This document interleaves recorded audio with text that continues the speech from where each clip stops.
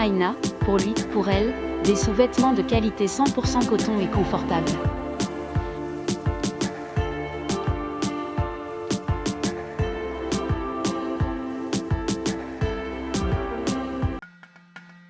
Découvrez Sillery Cosmétiques, des soins naturels, efficaces, authentiques et puissants inspirés de la nature africaine. Des chantilly, des baumes et masques faits avec amour et passion. Sillery, c'est un retour à l'essentiel. Des textures douces, des bienfaits profonds, pour les petits et les grands. Votre peau est notre priorité. Retrouvez tous nos produits sur le site www.sillery.fr et sur Instagram sillery.12. Bienvenue dans l'émission Soumo avec nous. Le thème d'aujourd'hui est la place de l'aîné dans une famille.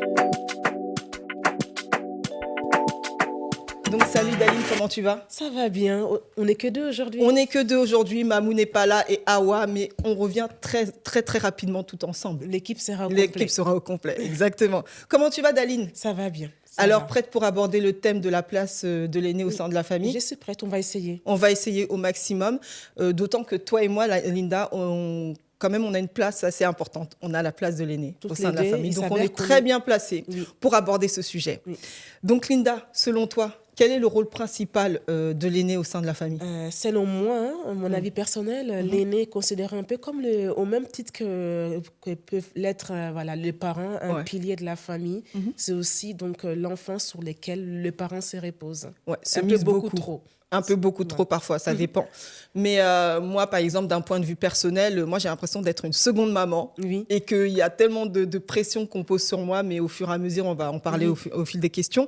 Alors, est-ce que la place de l'aîné varie en fonction des cultures, selon toi? D'après mes observations, je pense que oui. On peut observer, par exemple, dans la culture asiatique...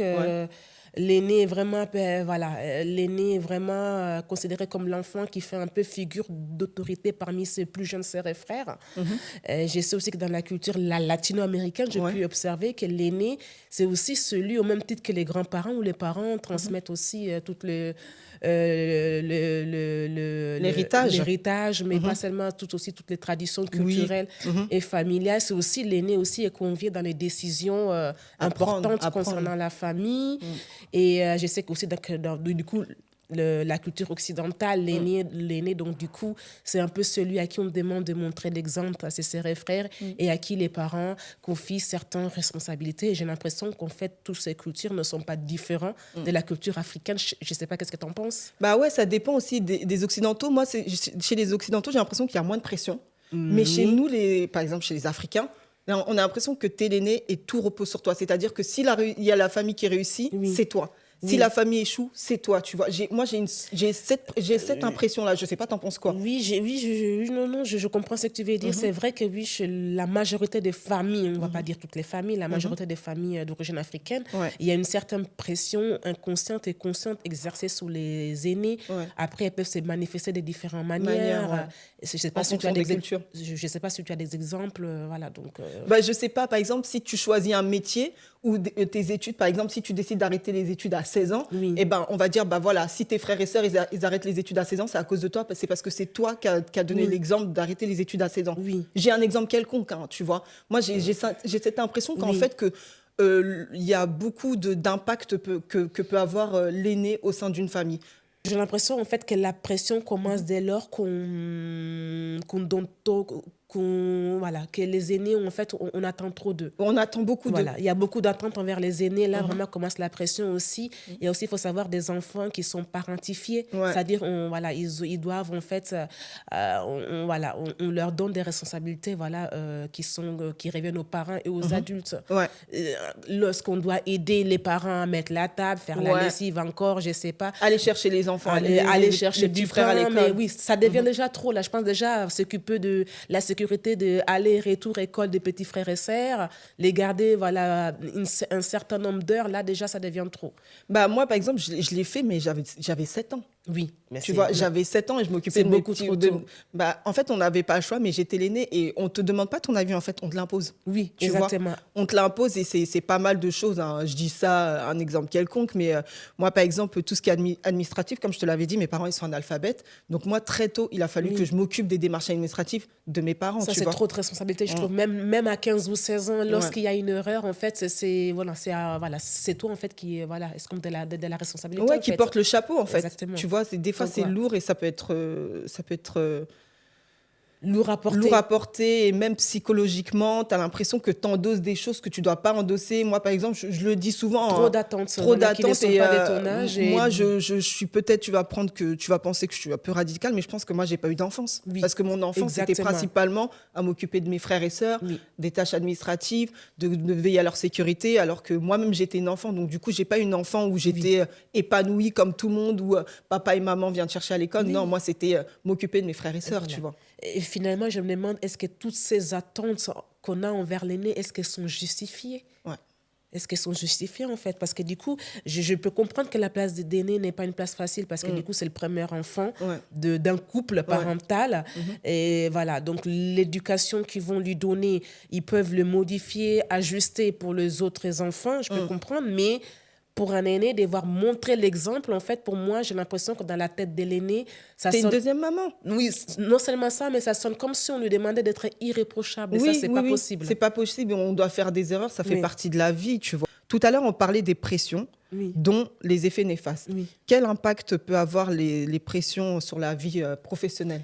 Ben, je pense que certains aînés prennent leur rôle d'aîné trop à cœur, jusqu'à s'oublier. Jusqu'à s'oublier et ne plus penser à eux-mêmes. Je prends l'exemple qu'on a presque tous connu, je dirais pas tous, mais lorsque les parents sont l'aîné de leur fratrie et que le reste de la fratrie ou le reste de la famille vit au pays, l'envoi d'argent. On connaît tous dans notre entourage familial ou amical, voilà quoi, de personnes qui se mettent en difficulté pour envoyer l'argent au pays parce qu'ils sont l'aîné. Effectivement. Donc, voilà, Et puis même la responsabilité, par exemple, quand ton frère il commence à grandir, c'est à toi de le prendre en charge. Il y a ça aussi. Aussi, la scolarité des jeunes frères et sœurs. De le faire venir même en France, etc. Tu vois. Donc, ouais, non, ça peut avoir des effets néfastes. Hein. Oui. Ça dépend des cultures.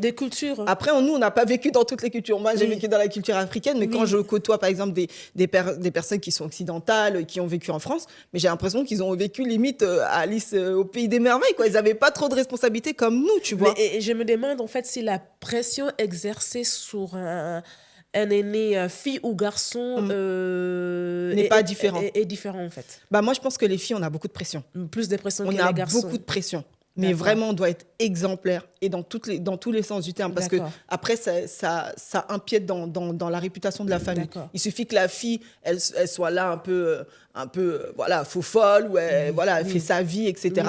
Et tout de suite, on va lui pointer du doigt. Alors que quand c'est un garçon, c'est pas autant pointé du doigt, tu vois. D'accord. Moi, je pose l'impression que si je réfléchis, si je pense aux générations de nos parents, et il y avait, la pression était différente. Des filles, les attentes envers les filles, c'était plutôt de faire un bon mariage, si possible avec un homme riche.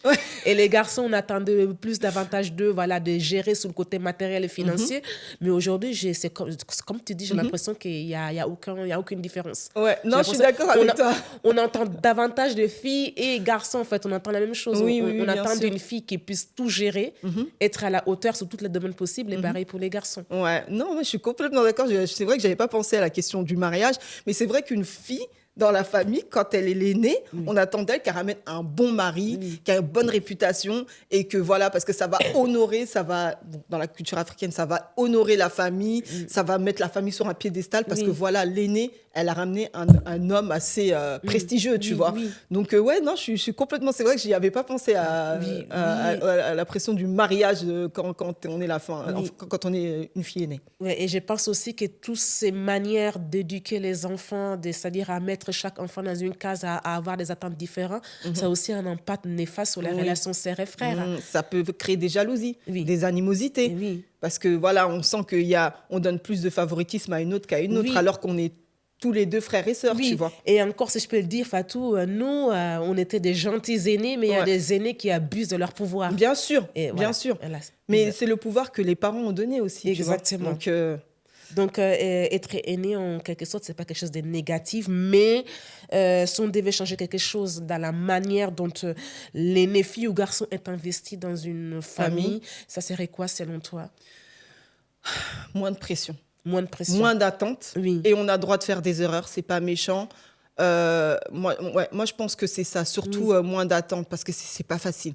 Comme je t'ai dit, moi, j'ai pas eu d'enfance. J'ai passé mon enfance à surveiller mes frères et sœurs, à faire en sorte que administrativement tout se passe bien au niveau de ma famille, parce que voilà, sinon après c'est sur moi que ça empiète, parce que j'étais comme je t'ai dit, mes deux parents ils savent ni lire ni écrire, donc du coup la pression de l'aîné. Et puis tu sais, ça peut avoir de l'impact après, parce que même dans tes relations avec tes parents, tes amis, pardon, tu peux être surprotectrice, pardon, parce qu'en fait tu l'as vécu au sein de ta famille, et après tu fais comment on appelle ça, cette possession de vouloir tout gérer, peut-être. Exactement. cette façon de tout vouloir gérer, de tout vouloir avoir le contrôle, et puis même de surprotéger tes amis. Et j'ai également lu une étude qui disait que les aînés ont tendance à être des perfectionnistes, c'est-à-dire ils veulent tout gérer, tout bien faire, ils mettent beaucoup de pression, beaucoup de pression. Mais moi je dirais comme toi, s'il y avait quelque chose à changer, c'est de laisser les aînés au même titre que le deuxième ou troisième, quatrième enfant. Mais tu penses que la nouvelle génération, ils vont comme ça, admettons nous, parce que nos parents, il y avait